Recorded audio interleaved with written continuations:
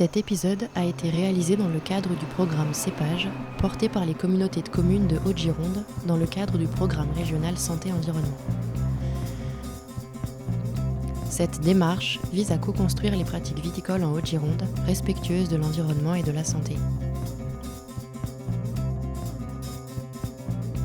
Épisode 9. Pratiques alternatives, une trajectoire de la transition.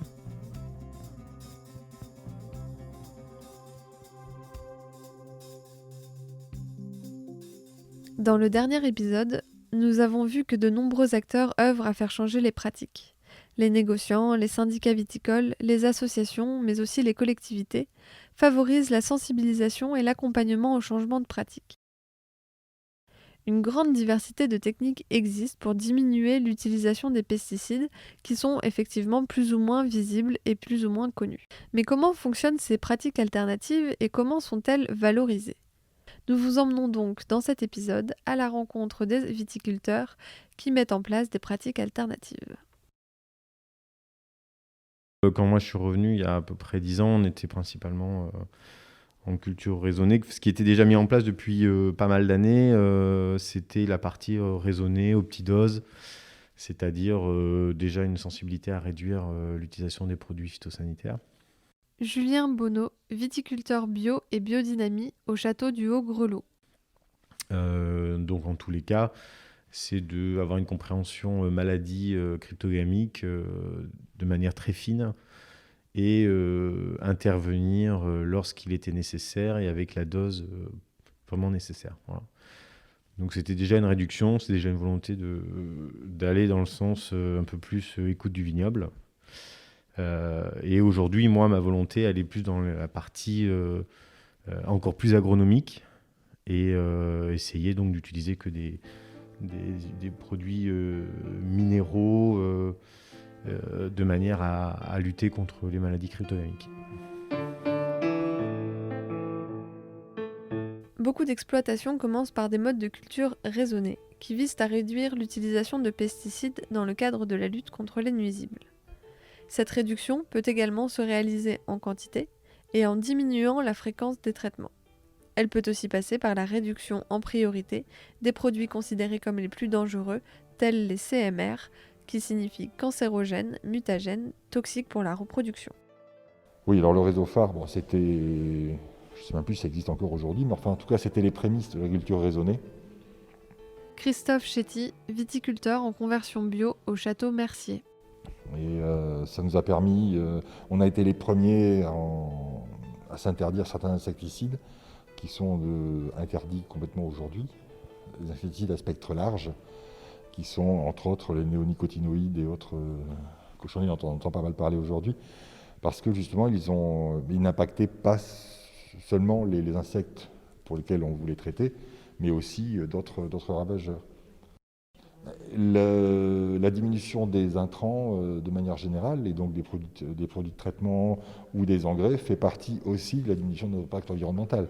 Donc on se compare entre collègues sur ce domaine-là, et si d'une année sur l'autre, on a notre quantité de produits de traitement qui aurait augmenté, eh bien on essaie de comprendre pourquoi, parce que la pression était par exemple particulièrement forte, et dans ce cas on va les comparer par rapport à une année où la pression était aussi forte, voir si on a quand même fait mieux que 4-5 ans avant où on avait aussi une pression importante.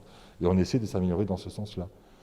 Ou alors, aussi, on regarde pas seulement la quantité de produits, mais la dangerosité de ces produits.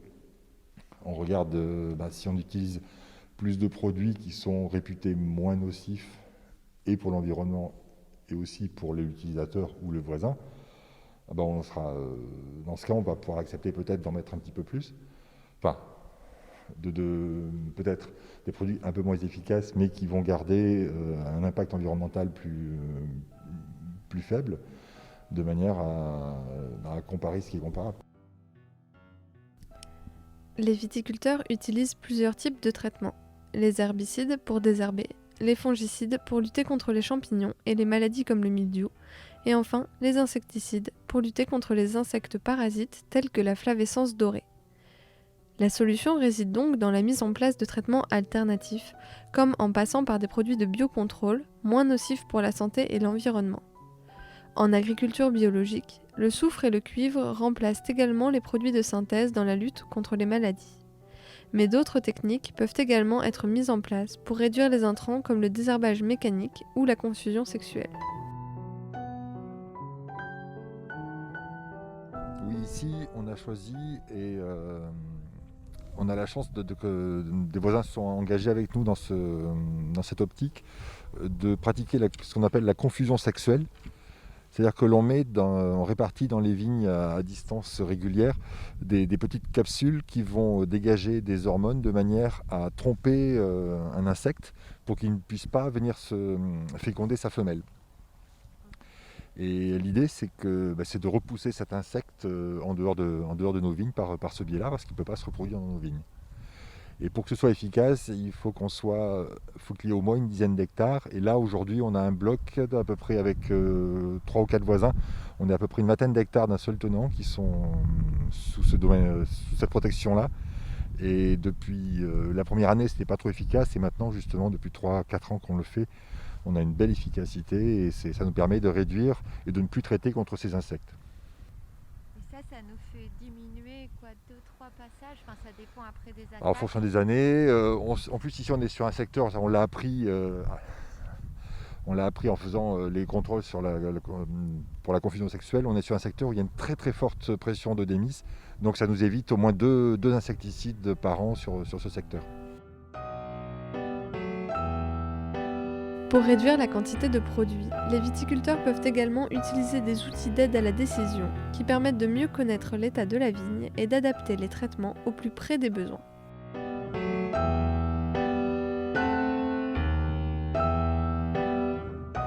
Alors nous, la mise en place de l'optidose, donc il y a quelques années, c'était donc la volonté de réduire les doses de manière drastique, soit 50%, moitié dose ou voire plus, en fonction d'une part de la pression de la maladie et également les fréquences, de diminuer les répétitions de traitement et d'avoir une efficacité claire et significative dans nos passages.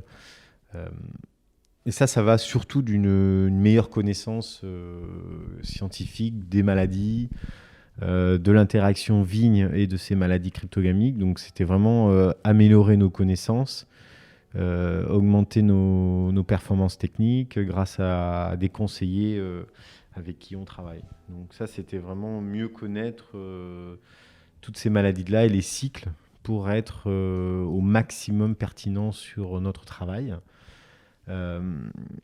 Après, l'évolution qu'on a eue sur ces pratiques-là, c'était aussi la partie prophylaxie, c'est-à-dire de dire on va plus loin, on va aussi adapter la conduite de la vigne pour encore plus diminuer les doses et augmenter l'efficacité. Donc c'était ce rapport-là qui était important.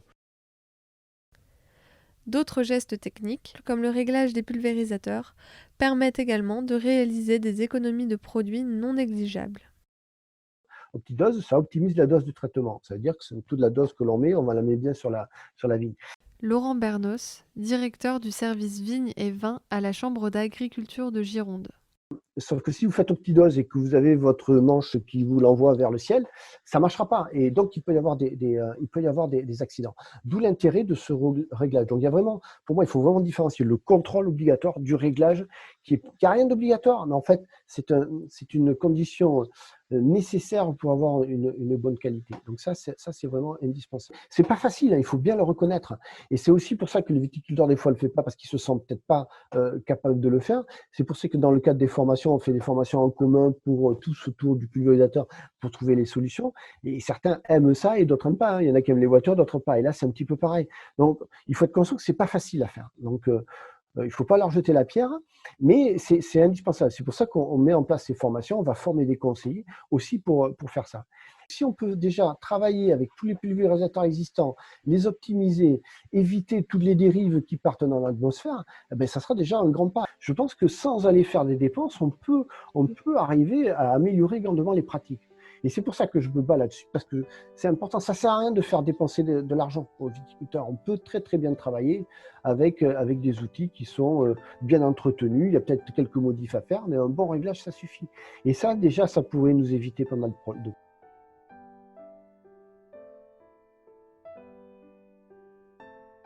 Ces pratiques sont parfois valorisées par des certifications ou des labels qui garantissent aux consommateurs une qualité de produit ou qui le renseignent sur les pratiques mises en place dans la production. Mais comment s'y retrouver dans tous ces labels? Nous vous laissons découvrir les certifications ISO 14001 et TerraVitis ainsi que haute valeur environnementale.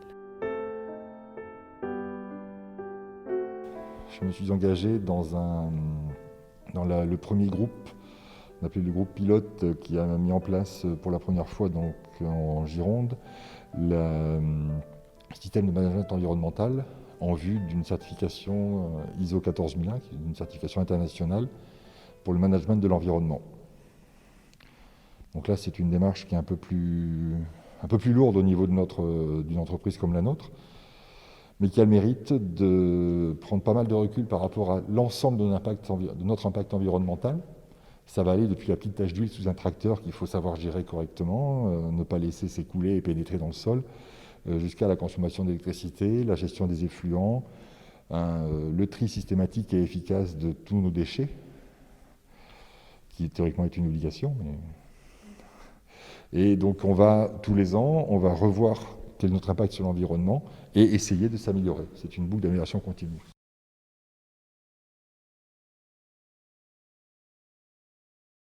La certification TerraVitis. C'est une certification qui est apparue il y a quelques années. Christophe Terrijol, viticulteur au château des Matards sur la commune de Saint-Cyr-sur-Gironde.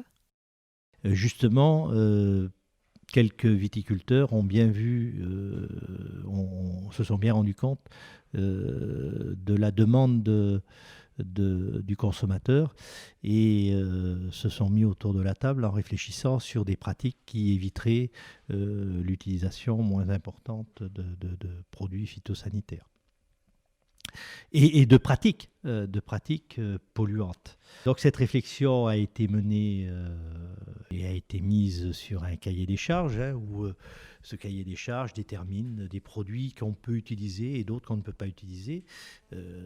L'utilisation de CMR, par exemple, est tolérée, mais justement, on incite à ne plus les utiliser. Voilà, on les encadre énormément.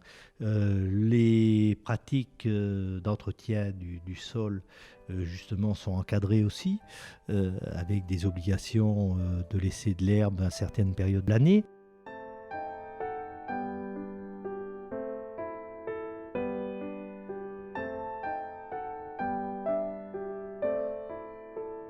HVE est aussi une certification qui est ministérielle, celle-là, qui encadre donc tout ce qui est utilisation de produits, qui va être le bilan de ce qui se passe sur une propriété. C'est-à-dire qu'on a des indicateurs qui vont prendre en compte tout ce qu'on a fait dans l'année, comme utilisation de produits phyto, mais également respect des haies, respect de la nature, justement enherbement des vignes, diversité aussi du paysage, c'est-à-dire que on est noté sur une diversification à partir du moment où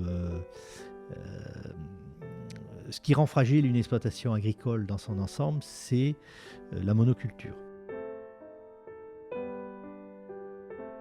En effet, on a 90% de nos viticulteurs qui sont soit bio, soit HVE, donc quasiment tout le monde. Karine Galante, responsable projet à la coopérative des vignerons de Buzet. Sauf qu'en fait, c'est pas la finalité du tout, quoi. Nous, l'objectif au départ, alors on les a fait certifier HVE parce qu'en effet, là aussi, il y a une demande du marché. Sauf qu'en fait, la certification HVE, elle n'a absolument rien fait changer à leur pratique, puisqu'ils avaient déjà intégré ces pratiques, mais plus dans l'idée de voilà, la politique de la coopérative et d'essayer quand même de faire avec les pratiques les moins impactantes sur l'environnement, ou en tout cas les plus favorables à la préservation de l'environnement. Et donc, j'allais dire, le HVE, c'est la petite cerise sur le gâteau qui fait que, ben oui, tout ce qu'on a fait avant, finalement, c'est facile d'être HVE. Mais c'était pas la finalité en soi. On n'a pas fait tout ça en se disant: «C'est pour être HVE au bout». Si on a fait tout ça parce que ça nous permet de répondre à des attentes de la société. Et il y a un côté aussi assez fierté des viticulteurs de mettre en avant tout ce qu'on peut faire en termes de préservation de la biodiversité, et cetera. Il y a quand même un agribashing assez important et il y a aussi ce côté de pouvoir dire: oui, mais on est aussi fiers de mettre en avant la nature avec laquelle on travaille tous les jours, et cetera, quoi. L'environnement, ça fait partie quand même de leur outil de production, j'allais dire, quoi, de leur outil de travail. Voilà.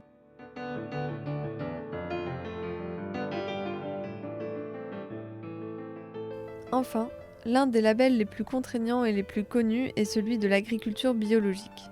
Celui-ci, contrairement à Terravitis ou HVE, ne considère pas les pratiques globales de l'exploitation mais se concentre principalement sur l'interdiction des produits de synthèse. Cela ne signifie pas pour autant que les viticulteurs ne traitent pas, puisqu'ils utilisent du cuivre ou du soufre pour lutter contre les maladies, mais surtout, il ne s'agit pas d'opposer ces labels mais bien de considérer la complémentarité entre eux. La plupart des diagnostics conversion que je fais à l'heure actuelle, c'est des gens qui sont déjà en HVE3. Sylvain Friès, conseiller en viticulture biologique à Agrobio Gironde. Et ils sont passés la plupart du temps par d'autres labels et qui ont fait cette progression-là. Effectivement, ces labels-là peuvent être à tremplin. Après, la différence qu'il y a entre ces labels et le bio, pour moi, il n'y a quasiment pas de rapport parce que les labels, que ce soit HVE, Terravitis, tout ça,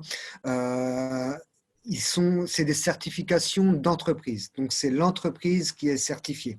Alors que le label bio, ça va être le produit qui va être certifié. C'est complètement différent. Là, on a une garantie sur le produit, comme quoi il n'y a pas eu il y a pas de pesticides de synthèse. Voilà, c'est le produit qui est labellisé. C'est des labels assez complémentaires à mon sens, dans le sens où les labels HVE3 vont dans le sens de la biodiversité. Par exemple, ils ont un pilier où pour avoir des points, ils ont besoin de la biodiversité maximum, des haies, des aménagements agroécologiques, ce qui n'est pas obligatoire, par exemple, en bio. Donc pour moi, ils sont tout à fait complémentaires. Et dans ces labels-là, il y a aussi, la plupart du temps, une obligation de progrès, ce qui n'est pas le cas en bio. Donc pour moi, effectivement, il y a une complémentarité évidente.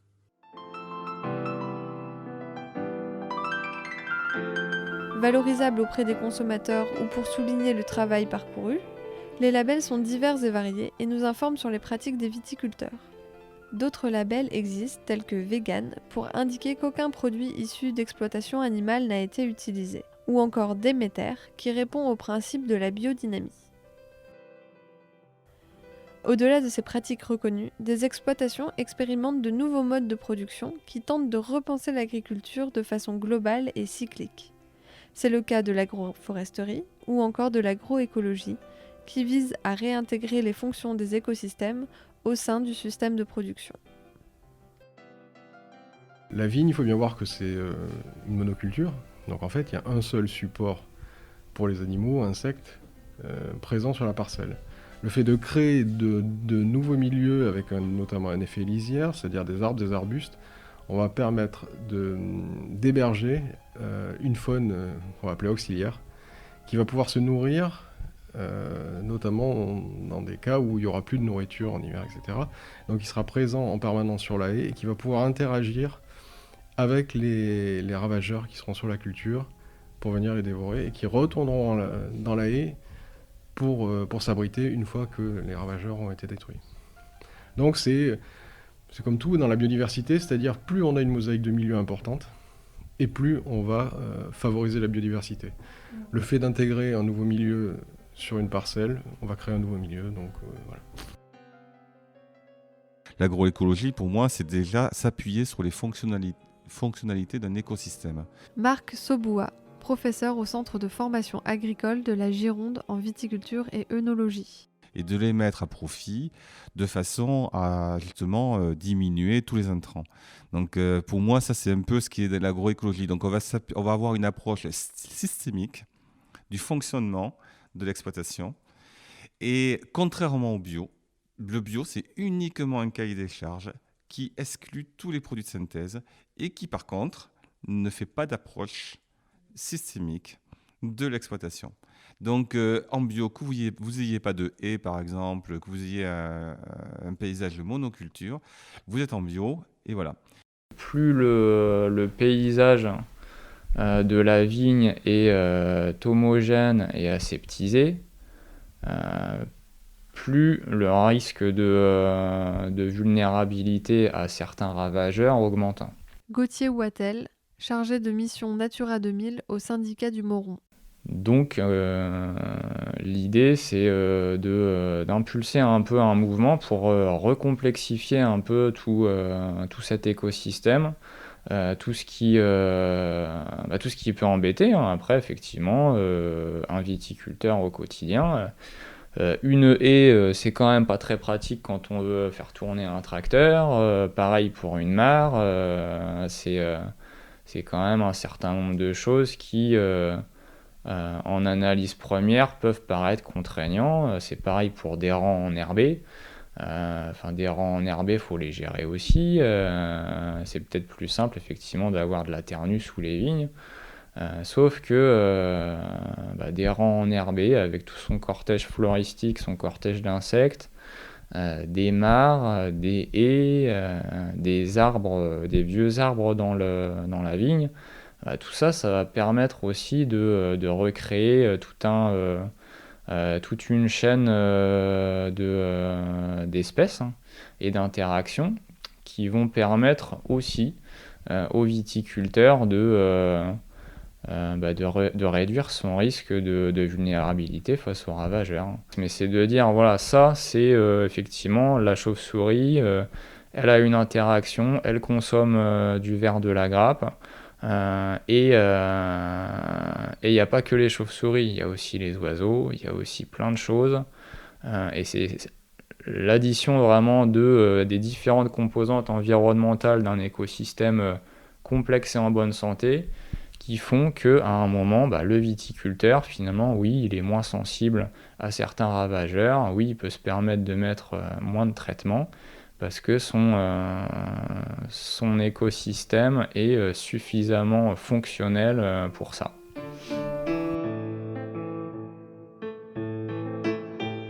Donc si on doit parler de la viticulture de demain, pour moi c'est aller encore plus loin que le bio, c'est-à-dire c'est ce que je vous disais, c'est essayer de dire l'objectif à terme, c'est pas forcément le bio, l'objectif à terme c'est en allant encore plus loin, c'est de ne plus avoir à traiter les vignes. Le cuivre a toutes ses limites, y compris au niveau de la ressource, hein. Voilà, de la ressource d'un côté, de l'accumulation dans les sols de l'autre. Donc si on se place d'un point de vue vraiment durable, dire on fait de la viticulture durable, c'est pas en utilisant du cuivre, comme c'est pas en utilisant des produits phyto, donc c'est en essayant de trouver des systèmes qui sont encore plus novateurs, j'allais dire. Enfin, en soi, ça serait d'aller sur un vignoble résilient qui arrive à être, j'allais dire, plus tolérant avec les champignons, etc., et à mieux se défendre, ou à ce qu'on soit juste là pour l'accompagner pour qu'il arrive à se défendre sans qu'on ait à utiliser des produits phytosanitaires. Mais ça, c'est peut-être une utopie, hein. Par des vignobles plus petits et avec une main-d'œuvre quand même un petit peu plus intense qu'aujourd'hui, enfin un peu plus importante qu'aujourd'hui, donc un réenchantement quelque part aussi de la profession. Ça, on a du mal aujourd'hui à trouver des saisonniers pour travailler dans la vigne, quoi. Donc il faut peut-être aussi réenchanter la profession de viticulteur et la mettre en avant, quoi. Voilà, c'est pas forcément évident. C'est un changement de paradigme, quoi.